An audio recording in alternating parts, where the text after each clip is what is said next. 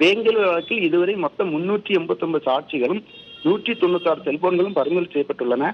அதில் உள்ள எண்கள் ஆய்வு மேற்கொள்ளப்பட்டுள்ளன. அரசு தரப்பில் மதுரை அமல் தெரிவிக்கப்பட்டுள்ளது. 87 டவர் லொகேஷன்கள் ஆய்வு செய்யப்பட்டு அதில் உள்ள புள்ளி விவரங்கள் எடுக்கப்பட்டுள்ளன.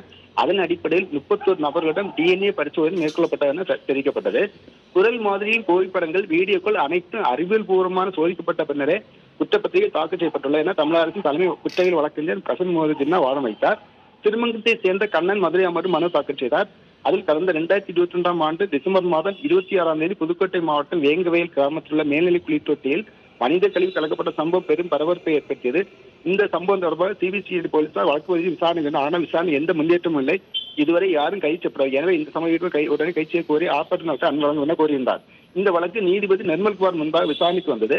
அப்பொழுது தமிழ்நாடு அரசின் தலைமை குற்றவியல் வழக்கறிஞர் பிரசன் மோகன் ஜின்னா ஆஜராகி வேங்கவேல் வழக்கு குறித்த முழுமையான அறிக்கையை தாக்கல் செய்தார். தொடர்ந்து வேங்கவேல் விவகாரத்தில்